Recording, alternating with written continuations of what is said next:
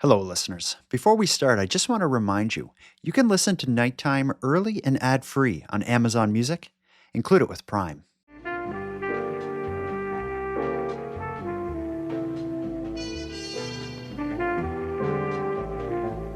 You are listening to the Nighttime Podcast.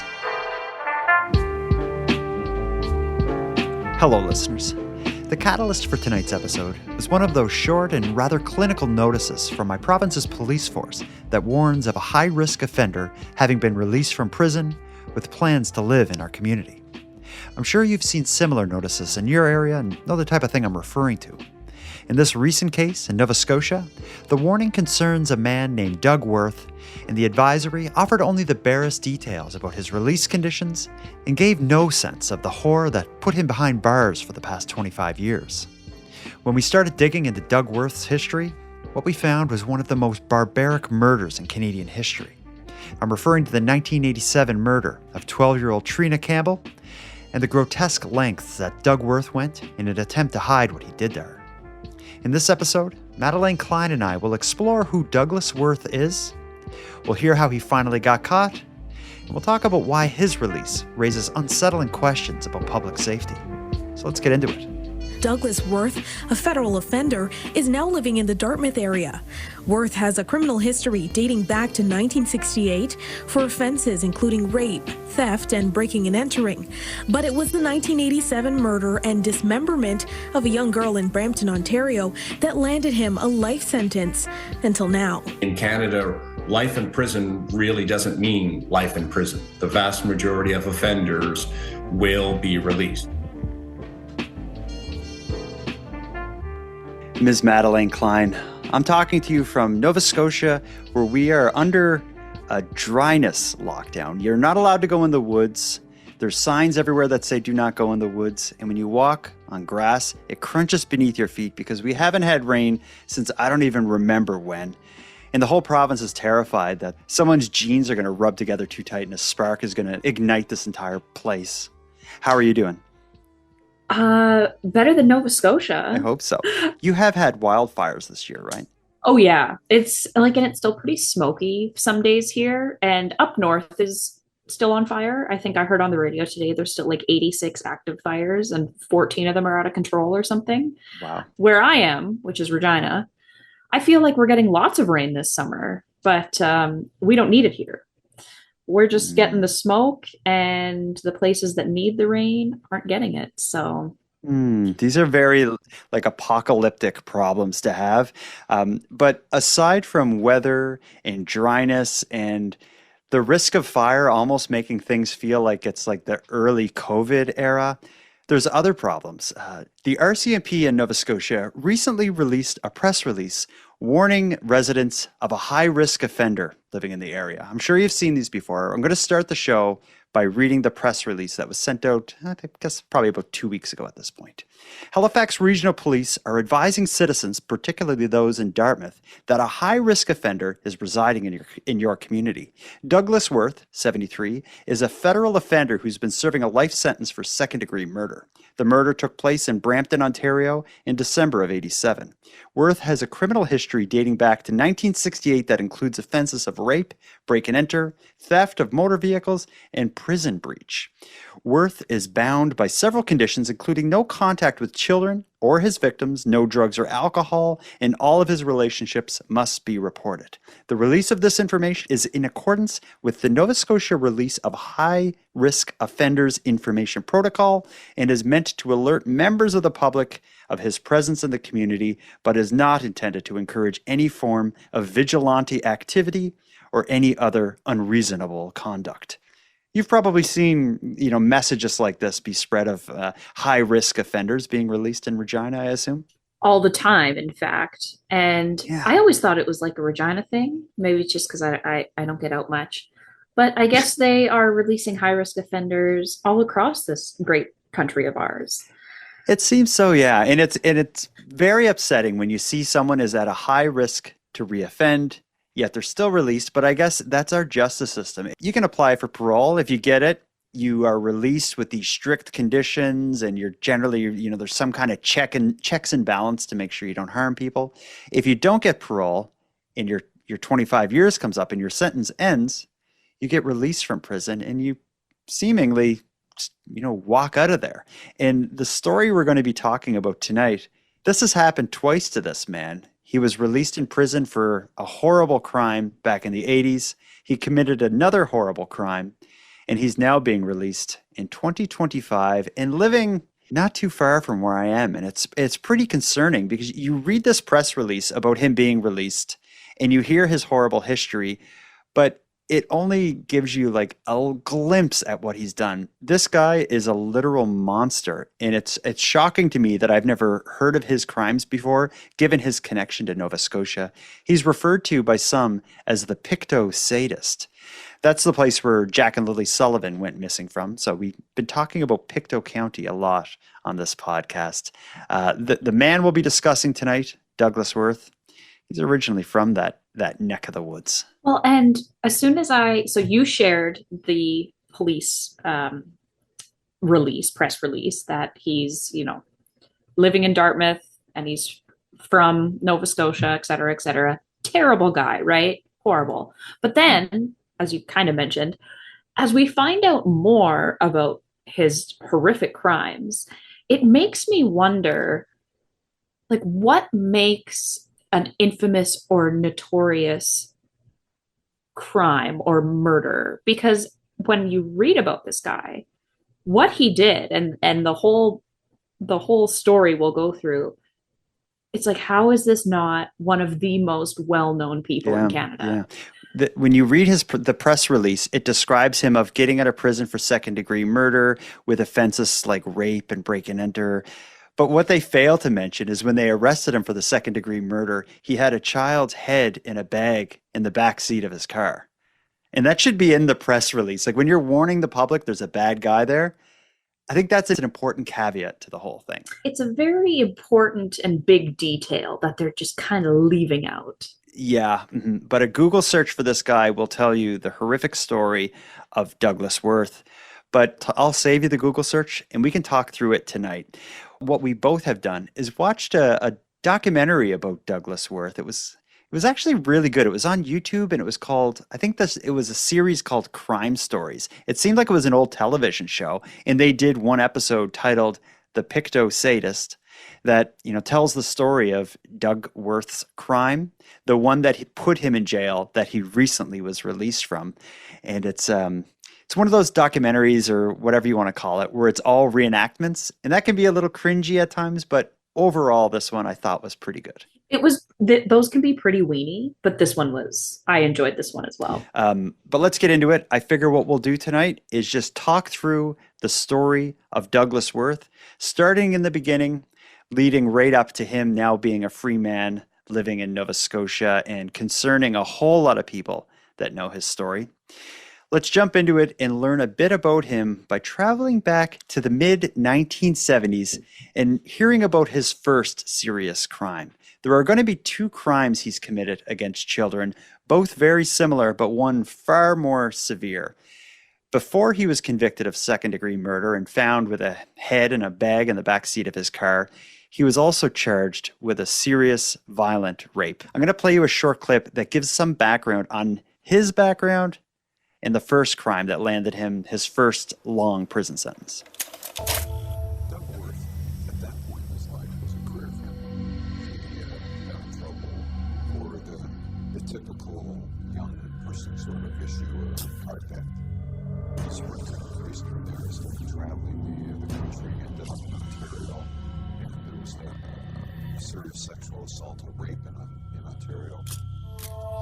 What he had done in that instance was to have basically grabbed a young woman and had dragged her into the back of a truck and strangled her with a belt. But what he had done was It really bothers me that you can grab, like you hear these nightmare stories of someone grabbing someone and yanking them into a car, like brutalizing them. Luckily, this child that he grabbed, it was actually an 8-year-old kid. She survived this, but I feel like if you do that once, you should be locked away forever. Whether Canada wants to have a lax justice system or not, you don't get better from that. child rape is just a different level of horrific. Yeah. Ugh. This guy, already a monster. Despite doing this, he gets an 8-year prison sentence, which I believe to be very lax given a violent sexual assault against a child. I feel like I just can't accept that. And I have a feeling other people who hear what happens next won't accept it either. Doug Worth gets an 8-year prison sentence after being convicted in that sex crime. During his time in prison, he only gets worse. He becomes increasingly more unhinged. He harbors a deep resentment against the government, against society, against the justice system that put him behind bars. It seems like he almost felt like he was the victim by being put in jail for 8 years for this crime that he was found guilty of.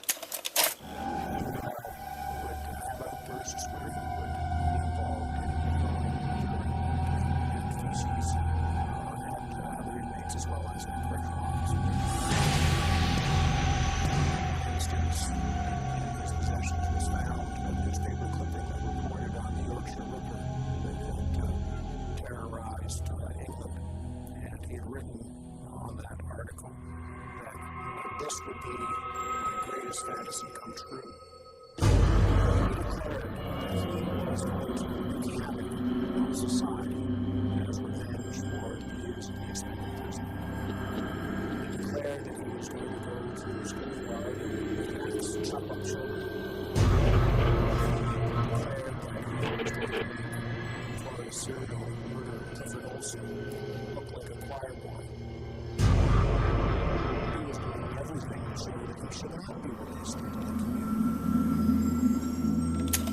So you have the type of guy who can grab a kid, an 8-year-old off the street, pull them into a vehicle and do the most horrible things imaginable to them. Goes in prison for 8 years. And as we just heard, it's like that monster seems to become a supervillain while in prison, hell-bent on getting revenge on society, including they have evidence of him saying, I want to bring an axe to a school. It's terrifying. It is. It's just like it's mind-boggling how he wasn't even trying to hide it. Mm-hmm. And unfortunately, he still, under Canadian law, had to be released because he did his time. Yeah, and that's the thing is he, by not hiding it and doing all this crazy stuff, that would make him never get parole, of course. But his sentence was 8 years. So he serves the full 8 years. And at the end of it, he's a free man to just walk out of prison. And this is a big problem for me because if he got parole would have, let's say he has his 8-year sentence. If he gets out on 5 years, it would be with these strict conditions. So he'd be on parole for the final 3 years or whatever of his sentence. And he'd have to check in with somebody and all this stuff.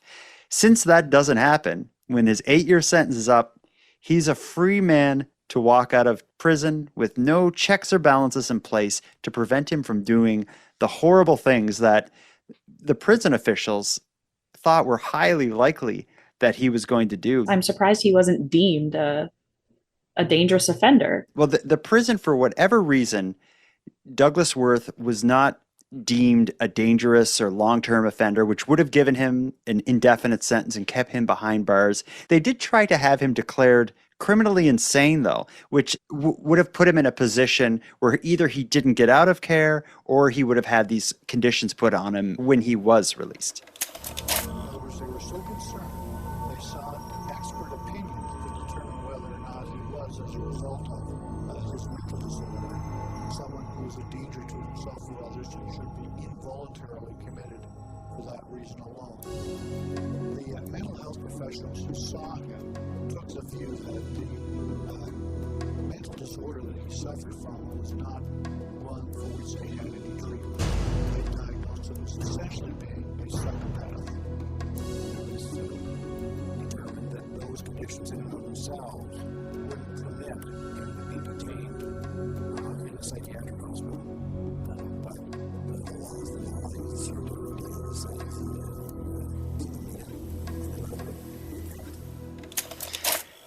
So it sounds like what they were trying to do was release him from prison, but build a case for him being released from prison and instead going into a a mental health care home, I guess we can call it. I don't know what they would have called it in Right. the 80s, but it seems like they tried to do that.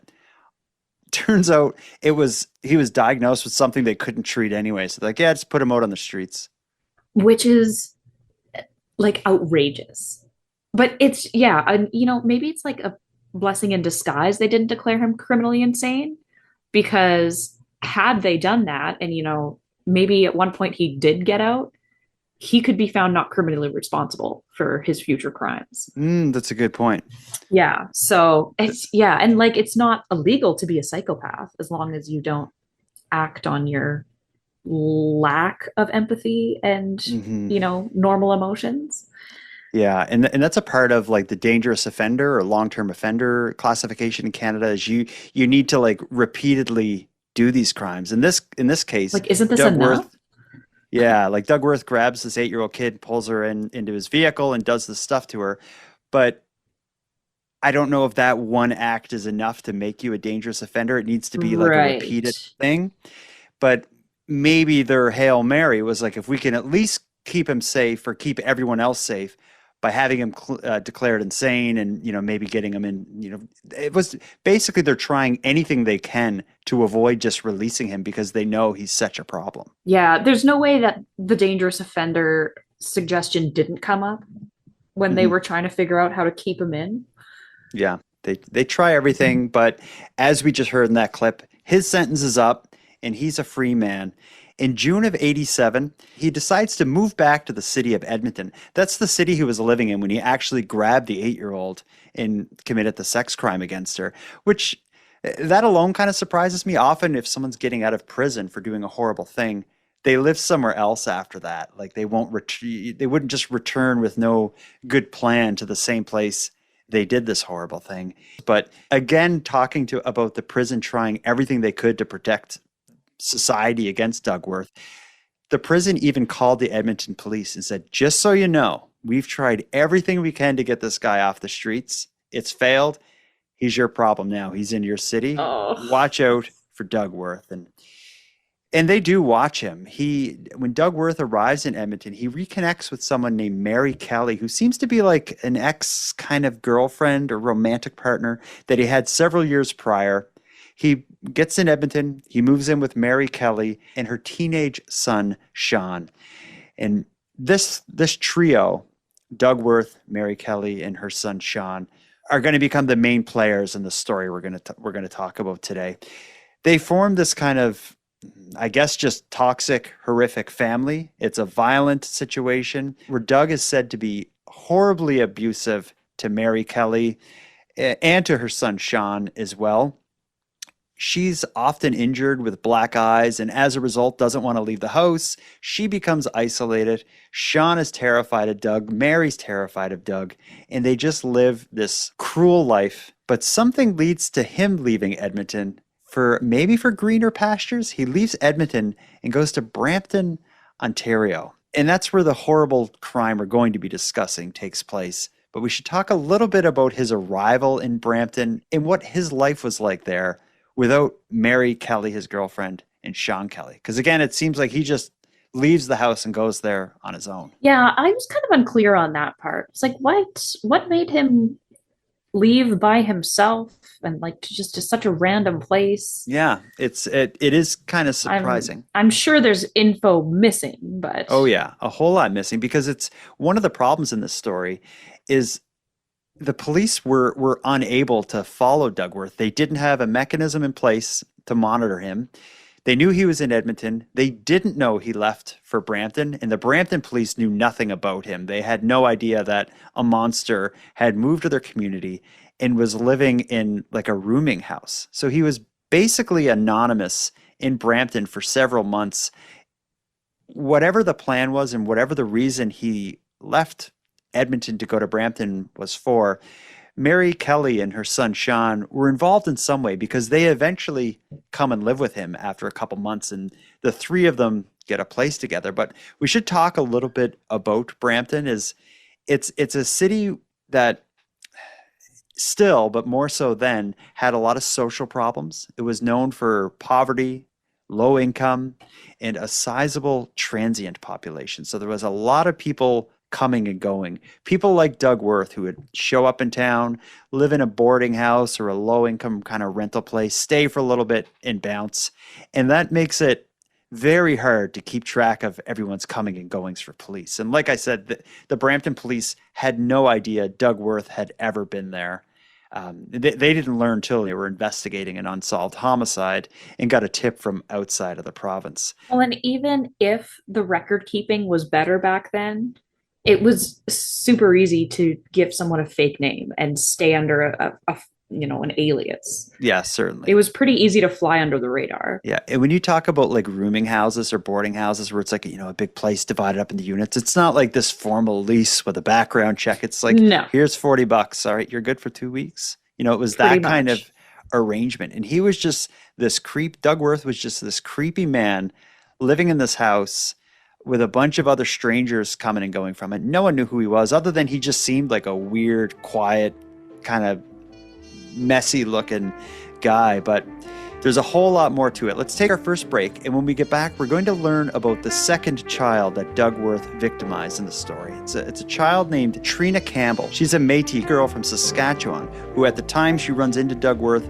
was living in a group home in Brampton. So before the break, we teased the next player in this story, a Métis girl named Trina Campbell, who was living in a group home in Brampton. But she has a rather dark story that leads to her being one of the many people that passed through Brampton. Her time, though, is going to have a very tragic end. Let's learn a little bit about Trina Campbell. Trina Campbell was a girl, 12 years old. She had a series of problems in her life. Not ever good. Her parents had a number of significant issues to the point where she ended up having to live with foster parents. Trina was troubled because of her past. So Trina had run away from the foster parents. She had run away a series of times to the point where they became concerned that they weren't able to control her. It was felt that the best thing for Trina would maybe to sort of distance her from the family a little bit to give her a more structured setting. So they put her in a group home. She was placed in a group home in Brampton. Trina was 12 years old, and I used to say she was 12 going on 10 as opposed to a 12-year-old who was streetwise and sophisticated. And she wasn't any of those things. She was very much a little girl. Just needed a lot of attention. That sounds like a vulnerable person when you hear that. Yeah. Poor little thing. Yeah, it's often when you hear someone, run away and in and out of like care and foster families, you often hear they're streetwise. Yeah. They've said like all but the opposite. She was a little girl who acted like an even littler girl. And to have that kind of characteristics about yourself and not have the safety net of like, a family structure, that's vulnerability. Yeah, when I was watching this documentary and it was said, Trina was 12 going on, and then he paused. I was waiting for him to say like 18, but no, she was the opposite, which is so terrible. Yeah, it's Doug's first crime that gave him that 8-year sentence was an attack on an 8-year-old. Trina was a bit older. She's 12 years old. But here's how this story goes: is on Friday, the 11th of December of 1987, after school, Trina gets on the bus from school to get the ride back to the bus stop near her group home. She's seen getting on the bus. She's seen riding on the bus. She's seen getting off the bus at her regular stop, but she's never seen again after that. So this is a Friday afternoon into the evening. But given her history, as we just heard there, she's known as a runaway. She ran away several times from her foster family, said to have ran away several times from her biological family. It's reasonable to think when she doesn't show up at the group home Friday evening, maybe she ran away. That's something she was known for. So initially that was the assumption, but they had no idea where she was. But one of the issues in tracking her down is she was fairly new to Brampton. She was only there a short period of time. So it's not like she had a bunch of friends and family that, they could check on. She hardly knew anybody. So she all but vanished, leaving behind a serious question of, did she just run away or did something different happen here? Well, and she was originally from Saskatchewan, and she had expressed how she, missed her dad and wanted to see him again. So they were like, well, did she run away back out west? They weren't even sure if she was in the province. They took it seriously in Brampton investigating her. They had posters put up everywhere. They were trying everything to track her down, but they got nothing. Not a single clue, not a single sighting that could be corroborated in any way. They had no idea where she left, and they also, the police, had no idea that Douglas Worth was living only a couple blocks away from where she was last seen. And again, we will continue to dunk on the justice system, but the fact that he was released without any kind of monitoring, despite the prison trying to do everything they could, that's such a shame. And it's like, you could say this 12-year-old Trina Campbell was falling through some cracks in society, but Doug Worth seemed to be standing at the bottom of those cracks in society, just gobbling up what fell through. That seems to be what happens in this case.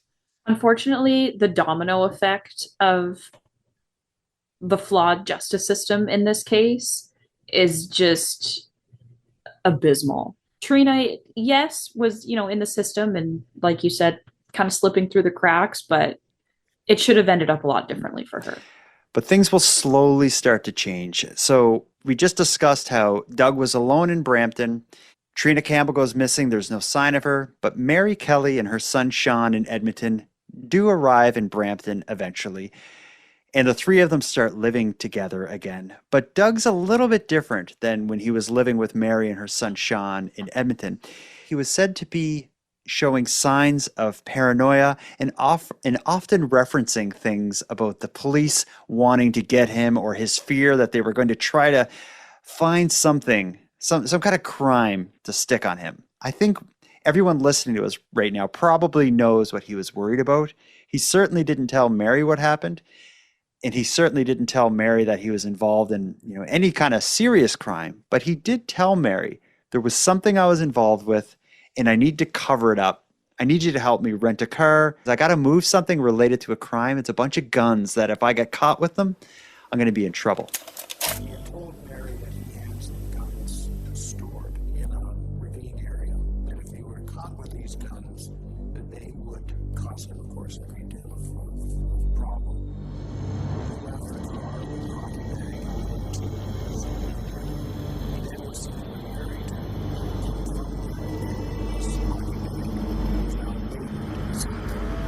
Mary has some questions, but due to the type of relationship that they had, I think she was somewhat reticent to answer too many questions. Asking someone to rent a car and help you move a bunch of guns, that is very sketchy. And as we talk here, there's going to be a question of, does Mary Kelly have any responsibility for what happens? But at this point, what we know is Mary Kelly believes it to be her helping her boyfriend move guns that he had hidden in like a ravine, and he puts them in a hockey bag, puts them in the trunk. They drive somewhere else. He gets out of the car, takes that hockey bag of what she thought was guns and brings them into the woods and rehides them. I have so much sympathy for her son, Sean. Mm-hmm. Because the relationship was terrible back in Edmonton, right? And just imagine the relief Sean felt when Doug screwed off to Brampton, Ontario. And then the absolute, earth-shattering decision. Mary says, we're going to move on over to Ontario with that awful guy. Mm-hmm. I understand there's a lot of variables, and you were free. Why did you swan dive back into this guy's life? Yeah, and not only is Sean now back in a house with the monster Doug Worth, it's going to get even worse for Sean, because when Doug and Mary do this whole thing with moving the bag of, and I'm using air quotes, firearms from one place to another, when they get home with the rental car, there's a nasty stain in the trunk, a nasty dark stain. Doug tells Mary and Sean that it was some kind of fluid, transmission fluid, that was spilled. And he asks Sean and his friend to clean up the car, try to get any sign of that mess in the trunk out of there. No, he tells Sean and his friend to clean Yeah, up. did I say ask? Yeah. Yeah, I'm sure there was no asking. Sean and his friend do it, but they, despite being kids, they have concerns about this. It has a foul smell, and it's not, brown and oily. It's red, and they're fairly certain it's blood right from the beginning. Oh, Sean's on to him right away. Mary, girl, I'm never one to victim blame because I realize that, beaten and battered women stay for a vast amount of reasons. The spectrum's broad.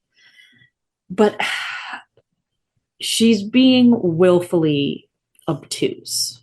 Like she knows that there's something not right about this. And she's just like, oh, okay, like it's transmission fluid. I'm just gonna believe him and like be quiet about everything. Ugh, girl. Mhm. Yeah, it's tough, and her role in this. I don't know if you've ever seen a photo of Mary Kelly. She is looks like she lived a terrible time with Doug Worth. I found only one or two photos of her online, and in one of them, she has two big black eyes, and she just looks like she has had enough. That's how I'll put it. But let's move on. Sean and his friend clean the car. It's a rental car. Mary returns it to the rental agency, and coincidentally, after that, Doug wants to leave the Brampton area. He wants the trio to not go back to Edmonton, not stay in Brampton. He wants to move far east to Nova Scotia, where he's originally from. He wants to move to the Pictou County area of Nova Scotia. They end up doing that in late '87. And it's Doug Worth who has family there. When he arrives home, unlike in Brampton, and for the most part in Edmonton, people in Pictou County, they know who he is. They know what he did. They know about his prison time. His family especially is terrified of this guy and very concerned that he's back in town because some of them know how big and how bad of a monster he is. But the three of them arrive, get a place, and I guess with plans of forgetting about those guns he had to move in Brampton and start over, I guess is what they want to do. Like all the locations in this story are so far away from each other. Doug, Mary, Sean come to Pictou County, reconnect with Doug's family. Things slowly begin to fracture and fall apart for the Pictou sadist, Doug Worth. It wasn't long after his arrival to Nova Scotia that he was at like a dinner event with his sister and his brother-in-law. Doug Worth had a couple drinks and seemed comfortable to tell them about a crime that he committed back in Brampton. But I think what he tells them is the heavily whitewashed version of what he did. There's discussions where Doug was bragging about killing with him. Broken his leg. He was brought up to jail for it, so he had to kill him. He had no choice. Just had to do it. He was never going to what he had done. Actually, the others, and what he had to do because they were all family. I killed a man. I broke his leg and I had to kill him so he didn't say anything. I'd still be like, you broke his leg? Like, that's no reason to kill him. Like, you're not going to... It's worse now. You made it worse. I imagine the brother-in-law looked at his wife and was like, see, this is why I didn't want him to come over. Like, please don't ever invite him over again. That's it. But whatever they felt or said afterwards, they didn't contact police to let the police know. Maybe they thought he was BSing. Maybe they were terrified of this guy. They didn't. But the police are going to get another opportunity to learn about Doug Worth and the horrible things he did. And this is a big kind of coincidental thing that puts everything in motion, really. You expressed your empathy and your thoughts for Sean, who was Mary Kelly's son, who was pulled into this horrible life with Doug Worth. When Sean's in Nova Scotia attending school, His teachers and the guidance counselor at the school, they notice as well that like there is something wrong in this kid's home. He has bruises, he is unhappy, he's not doing well in class. He's a mess and we need to intervene in some way. What they end up doing at the school, and this is amazing that this happened and that it worked out the way it did. But the guidance counselor, a social worker, as well as a police officer from the Pictou area, all got together and pulled Sean into a meeting.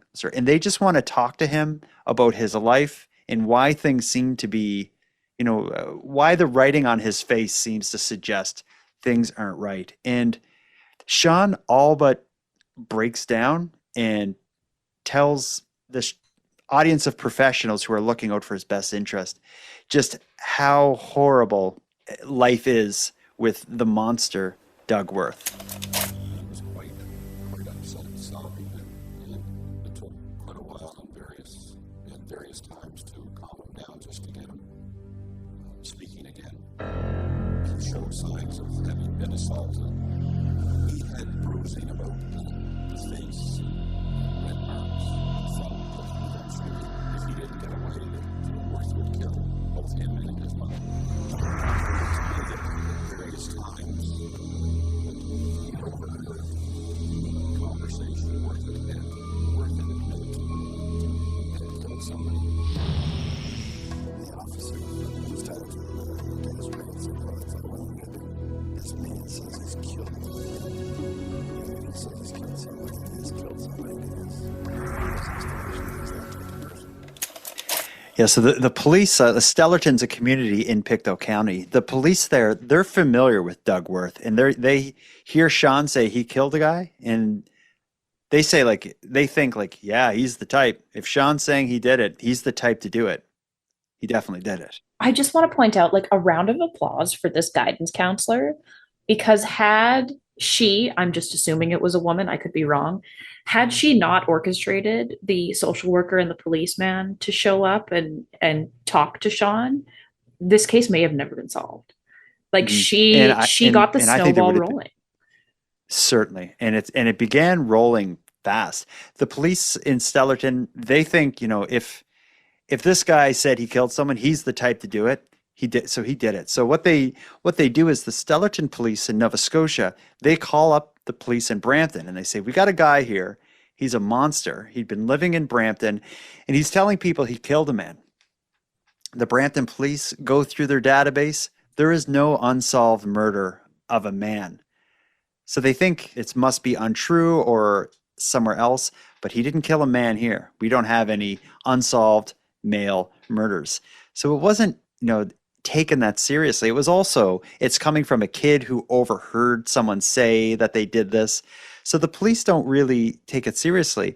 But the police in Nova Scotia, that's different. They're like, the Brampton police may not have a missing man, but this kid is telling us that this guy said he killed someone, and this guy is a monster. So there has to be more to it. What they do, the police in Nova Scotia, in Stellarton, the same cop who attended this meeting at the school with Sean, the guidance counselor, and the social worker, despite the Brampton police not being concerned, he keeps pushing. He meets up with Sean for a second interview outside of the school, asking more questions. And it's at this point that Sean really puts things in motion. And he tells the cop, I just overheard him say killing a man, but there was this other odd experience I had. Doug got me and my buddy to clean up the back of this rental car. This fluid leaked in it, according to Doug. But when we cleaned it, it stunk and it was red, and we're pretty sure it was blood. So now we have some information. We now have some evidence to go on. And that justifies a second call to the Brampton police from the police down in Nova Scotia. Now we have this monster here who says he kills somebody, and his girlfriend's kid says they made him clean the back of a rental car. And that's enough fuel to get the Brampton police to at least look into it a bit more. So this is some stellar police work right here. Look, RCMP, especially Nova Scotia, have fumbled the bag in the last few years. But this is unbelievable. Yeah, they're making it happen. Yeah. The police in Brampton, they contact the rental agencies and they could find no car rented to Doug Worth, but they did find a car rented to Mary Kelly They found out where the car was, and a police officer and a forensic examiner go to the car to take a look in the trunk and see what's in there. We got the keys from the fellow that was renting the car at the time when he was popped open the trunk. There was a steam duct. There was the dark stuff. Starting to come together. It was not a drug problem whatsoever. On the East Coast, there was this too. And he pulled out a couple of tufts of hair, or of carpet fiber in the trunk. Brought it to his office and then tested it right away. And it says it's human blood. And not only is it human blood, it's decomposed human blood. The person who lost his blood was normal. And the blood type was rare. So he says it's rare, but it's very common. His reputation at that point, it was connected to the disappearance of Trina Campbell. At that point, Trina Campbell was our only long-term missing person. Scared to the fate. We still felt that there was the least chance that they might be able to. So things are really cooking now. They know something's going on. They look in the car, they find not only human blood, but decomposed human blood of someone with an Indigenous background. They still, though, think they're investigating the murder of a man. So things aren't put together quite tightly yet. But what their next step is to look into Doug Worth's background. And again, remember, he just got out of prison not too long before this for an 8-year prison sentence. The rape he was convicted of an 8-year-old, that was an Indigenous girl as well. And there was other things in his background that seemed to suggest he preyed on young Indigenous boys and girls. So this line of thinking is eventually going to tie him back to Trina Campbell. We'll follow along with that after this break. So now that they have a bit of a read on Doug Worth and his interest in young Indigenous girls, and thinking about the potential he could possibly be responsible for the missing 12-year-old Indigenous Trina Campbell, the police in Brampton partner closely with the police in Nova Scotia, and they begin to surveil this guy. Basically like private eye style, sitting in cars, watching him roam around, go about his business, and they just see how he interacts with people. And he is basically a super creep, and it's clear they need to get him off the streets.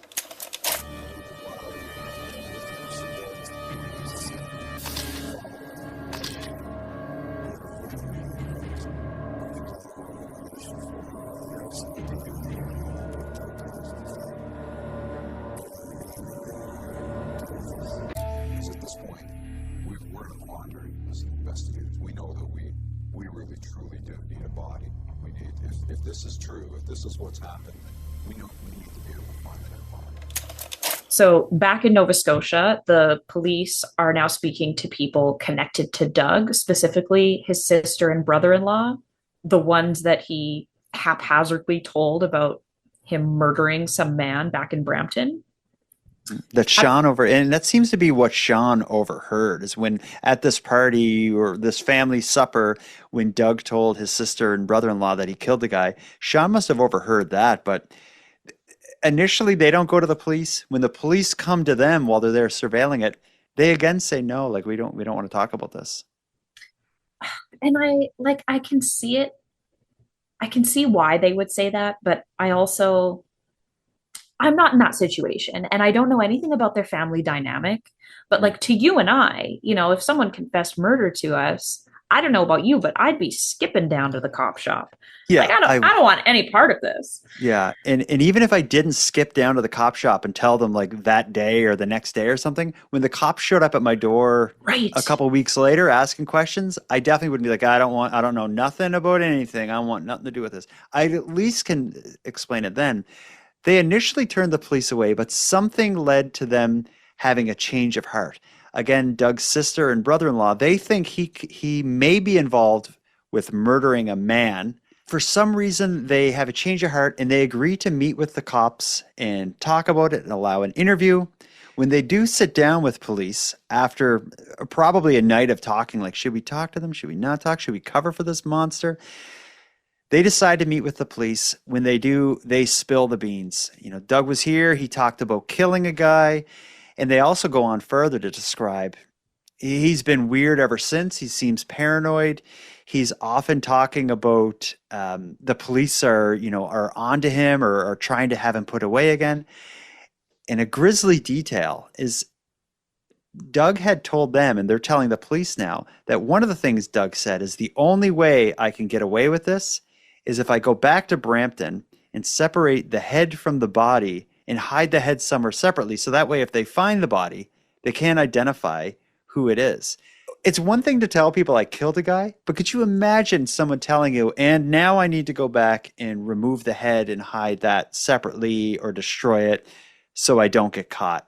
I would have gone to the police 100 times about this. Right. And that just makes me think. And I have this feeling about absolutely everybody in this story, whether it's Doug, Mary, Sean, the sister, and the brother-in-law.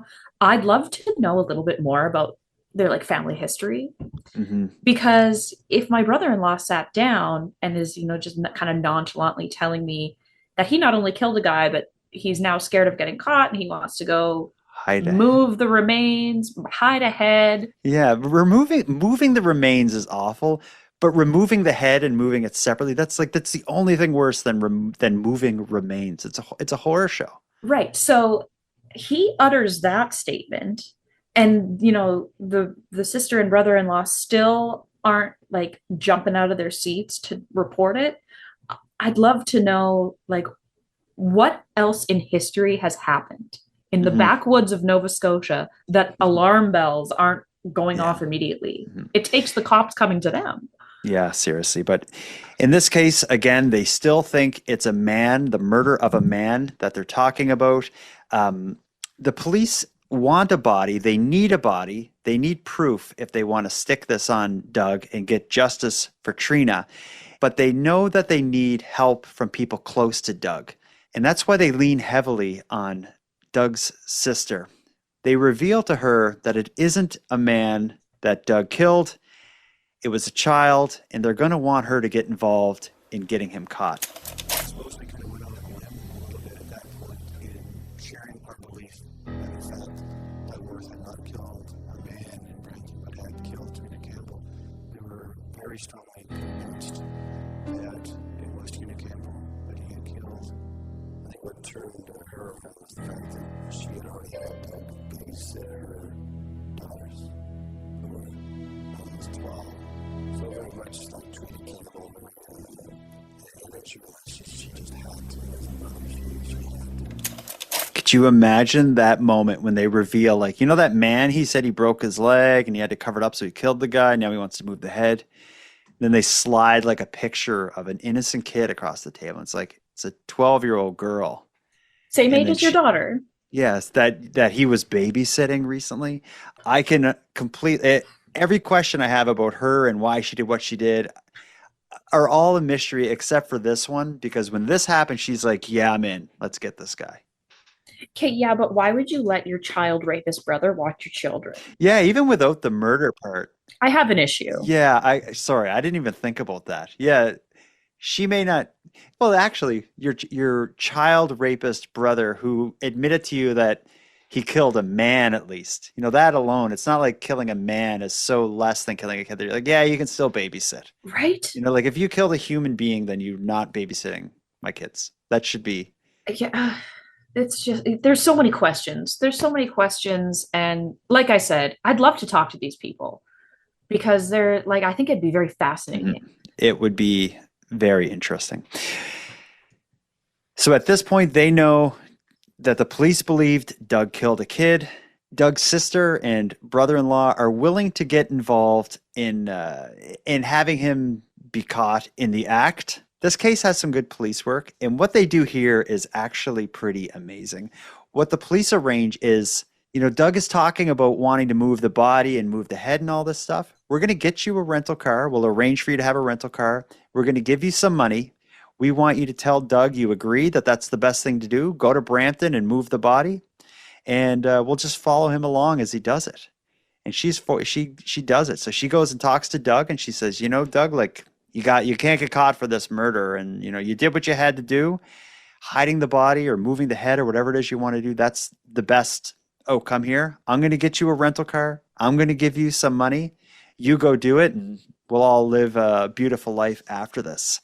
And he convinces Mary to do it with him. So Doug and Mary hop in this rental car that he believes his sister got him, using some money for gas that he believed his sister gave him, so that way he could, put this horrible thing he did behind him. They hop in the car and they make the 20-hour drive from Nova Scotia to Brampton without stopping for any overnights. At one point, the police are trailing them the whole time in like unmarked cars and stuff. At one point, they stop at a hotel, and the police are like, "Oh, thank God! Like they're finally, taking a break, and we can have a rest." Doug gets out of the car, he walks into the hotel, but he ends up somehow knew, I guess, that there was like a bar in the hotel. So he goes into the hotel, he goes to the bar, sits down, has a drink, hangs around for 15, 20 minutes as Mary waits in the car. Then he goes back out and sits in the car, and they continue on the way to Brampton. 20 hours of straight driving with a group of police officers in unmarked cars keeping an eye on them the whole time. That is a pretty complicated web to weave. But yeah, like kudos to the police work, especially the like interprovincial effort that this took. Yeah. And handing it off. Yeah. Yeah, as they're going from one province to another. Yeah, and that's what they did, because as they go from one province to another, a new force would continue the surveillance. And the way it is, if you're trying to follow someone, you can't go too close or get too far back and lose sight of them. So this is an elaborate game. Well, and he was already paranoid. So they had to make sure like he wasn't on to them. It's great that he was never on to his sister of, being undercover essentially. But yeah. Yeah, awesome. They follow him. He eventually makes his way all the way to Brampton, and he's driving down some rural roads. And that's when things really get interesting, because when they're in, if you're on the highway, it's one thing to be, 5 cars back and keep an eye on, the silver vehicle up, half a kilometer ahead. But when you're on like dark roads at night and there's only a couple cars around, following him would be incredibly hard. So what they have is a bunch of police officers pulled over with their cars and lights off, using binoculars to just try to follow the lights of Doug's car in the distance. And for the most part, they're able to keep an eye on him. But overnight, they end up losing him somehow. They know he's close to the body. He's in the right area. They think they're so close, and they lose him. And that must have been so disheartening. Oh, imagine all of that work. And they were like, I think it's crumbling. It's all crashing down. Yeah. We've been following this maniac for 20 hours, and we lost him at the last moment. The police spend the nights in the hotels themselves, thinking, the next day we're heading back to, wherever it is we're from after this long drive of following this guy. But they decide, before we wrap this up, let's scope out the area that we lost him, see if we can find anything. And I think it's like 5 cop cars that head out there to this remote area outside of Brampton. And what do they see but the absolute perfect moment to arrive? They see the rental car parked on the side of the road with nobody in it. On the side of the road, they don't like pull up or anything. They just kind of drive past. And as they drive past, they see Doug in the act.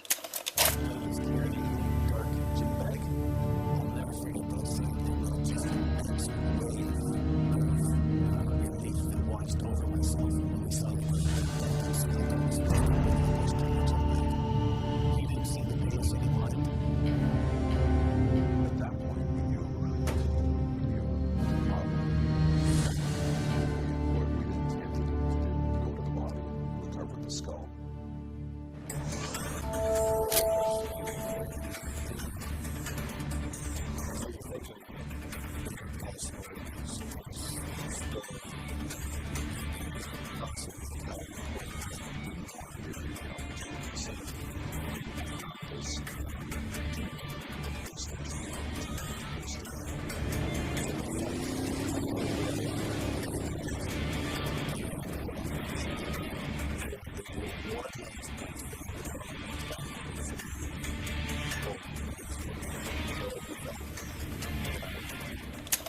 So this is amazing. So they're driving by, they find the car empty. As they're passing by, they see Doug and Mary walk out of the bushes, and Doug's holding a bag.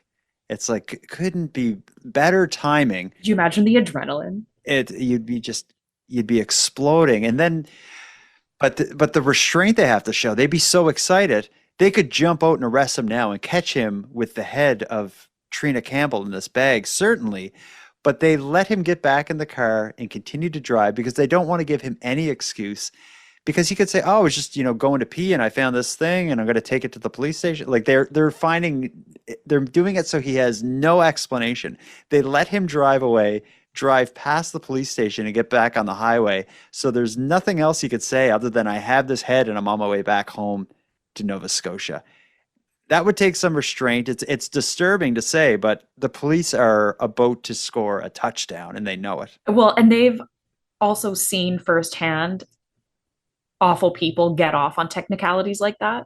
So they're dotting their I's and crossing their T's. So, yeah, which is great.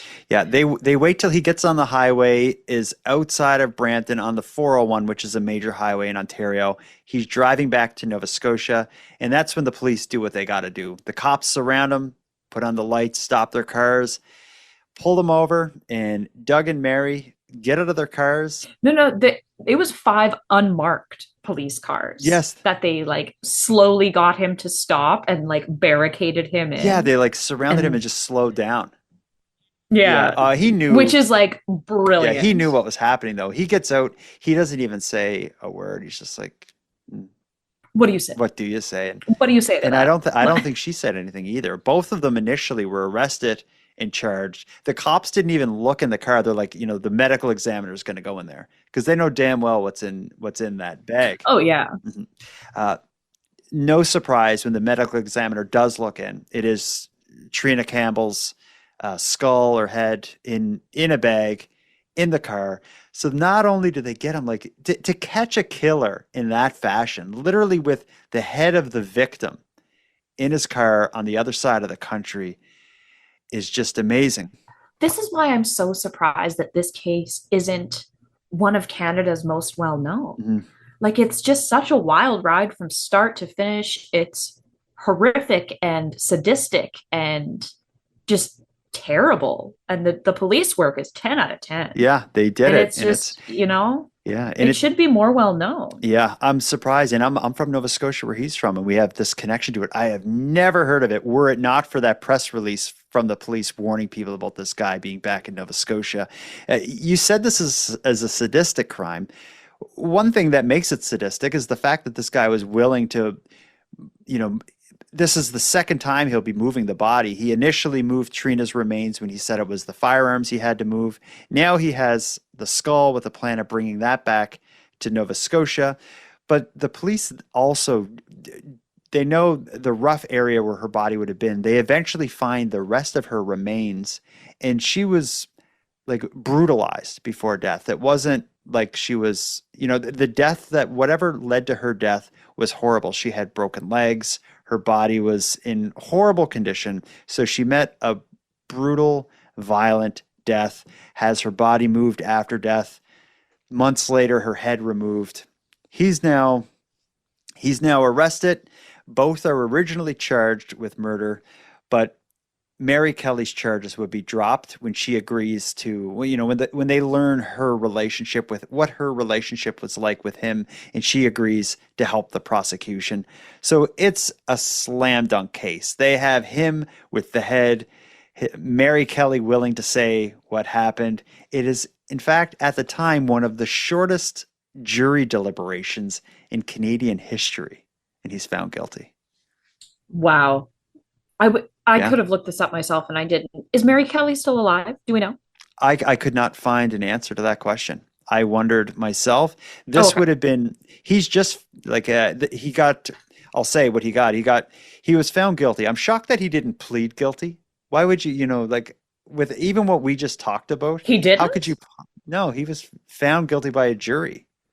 So they actually had a trial, and he's found guilty. He gets 25 years, like a life sentence. So 25 years in prison with no chance of parole for 23 years. So that's in Canada, that's a pretty harsh sentence. But I want to say one more thing before we continue the conversation is the documentary we've been playing the little clips from and largely following the narrative from. The documentary is about Trina Campbell's murder. So it ends at this part of the story with him being found guilty and arrested, and it ends in a really interesting way. I want to play one of the final moments in the documentary is it describes how Doug was able to get out of prison after the first rape of the child and having his 8-year sentence.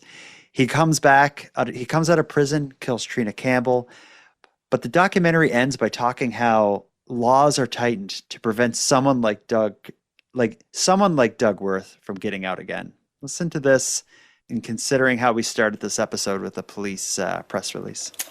There's a lot of controversy about the release of Worth, controversy about what could have been done to protect the public. The system failed. We all deserve better protection than that. In 1997, the criminal code was amended, giving authorities much stronger tools to keep the most dangerous high-risk offenders behind bars for good. We didn't say Trina Campbell, but we certainly say it. Capture Trina Campbell was spelled that way. So when this documentary was made in 1997, Doug Worth has gone to prison. We've tightened the laws. Something like this can't happen again. We're now talking in the year 2025, and I just want to again read the same statement we started with. Halifax Regional Police are advising citizens, particularly those in Dartmouth, that a high-risk offender resides in your community. Douglas Worth, who is now 73, is a federal offender who's been serving a life sentence for second-degree murder. The murder took place in Brampton in December of '87. Worth has a criminal history dating back to '68 that includes offenses of rape, break-and-enter, theft of motor vehicles, and a prison breach. Worth is bound by several conditions, including no contact with children or his victims, no drugs or alcohol, and all relationships must be reported. The release of this information is in accordance with the Nova Scotia Release of High-Risk Offender Information Protocol, and it's provided to alert members of the public of his presence and is not intended to encourage vigilante activity or any unreasonable conduct. So the way that documentary ends, it makes it seem like there's a system in place to prevent someone like him from getting out. I have a feeling the system isn't we release a press release to let the people know that he's living there. Like, what is this system and why is he back? He's only 73. He's still dangerous, right? Oh, it doesn't matter how old he is. He'll always be dangerous. But I wonder if he's just if he's marked as high risk forever. Like, I don't know. But what's the point of that? If being marked as high risk, that is probably what, if someone's high risk, it would justify sending these messages to notify a press release to notify the community. He has those conditions like no contact with kids, and he has to report, relationships and stuff. But I just feel like the guy who violently abducts and rapes an 8-year-old, murders a 12-year-old and removes her head and moves her body. 25 years is a long time, but not long enough that you change from that. People in Nova Scotia are terrified that this guy's living here, and I can see why. Well, I can't imagine he's a super healthy 73. Like, he's probably a pretty hard 73 and hasn't taken care of himself. Yeah, hopefully he's like easily fought off. But yeah, it's just baffling how after all these years they couldn't somehow swing a dangerous offender title on him. Yeah, you think if he didn't get it from the first crime that he served the 8-year sentence for, after Trina Campbell, seeing it as a trend, it seems like, he would have had to have done some serious rehabilitation while in jail to lead me to not think that there's a high risk that he'll do it again. But he's a high risk offender, so he didn't convince them that he wasn't going to do it again. Right, and like, you don't rehabilitate someone like that. First, you can't cure psychopathy, and it's like his brain is wired different. Yeah. It's But what do you do? Because it's like you can't keep them in Canada. You just can't lock them up and throw away the key. But I think in this case, we should be able to. yeah, I would just like to know what I can, and I've not been able to find anything about this, but I'd be really interested to see what efforts were done to classify him as a dangerous offender, to give him an indefinite sentence and keep him in jail longer. Like if he's coming out at 73, 73 can be still like a man that's still in pretty good shape. If he was coming out at 82, maybe I'd be a little less concerned. I would feel better if I would feel Like I better. say, I if he feel was like a in an urn, 73 year. but Hmm. yeah, I don't know. It's just so hard to say. But you just said, we can't lock him up and throw away the key. Oh, we can. No. Look at Paul Bernardo. Look at Andrew Paul Johnson. Yeah, that's true. Pictou. I know he's dead now, but he was not coming out. Yeah, these were Bernardo is classified as a dangerous offender, and he, much like Doug Wirth, Paul Bernardo had a documented history of like rapes that increased in violence to the point of Right. murder. And I think the line between like a Paul Bernardo and a Doug Wirth, it's not a very big line. No. Paul Bernardo seemed to maybe just be a bit smarter, but I don't know if he was any more vicious.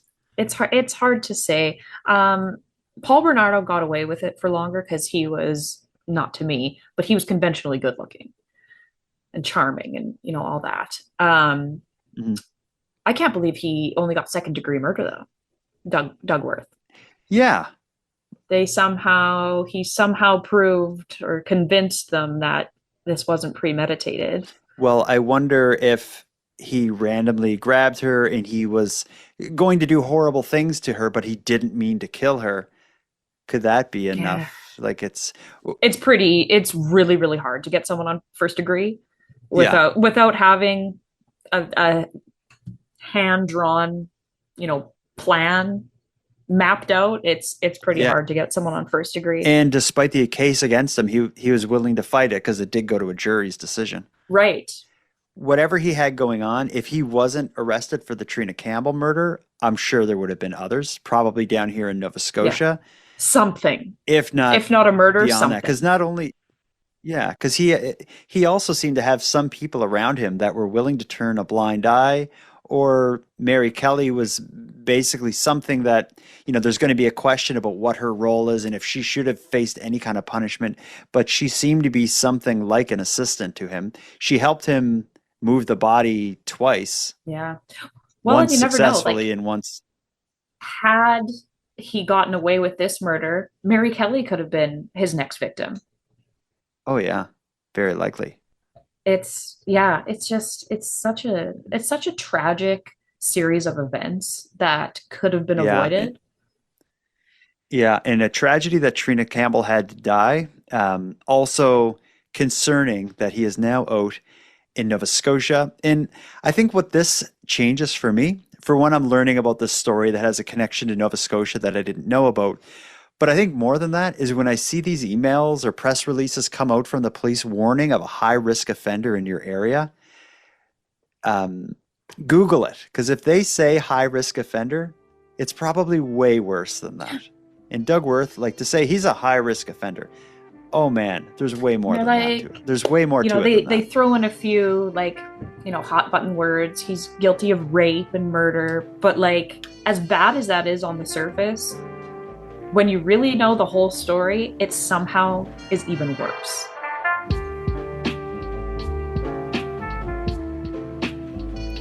I want to thank you for joining us for this episode. Let this all be a bit of a cautionary tale. When the police warn you that someone's going to be living in your area, there's probably a very, very good reason they're doing so. And the resulting Google search that you probably will do is going to give you chills. Stay safe out there.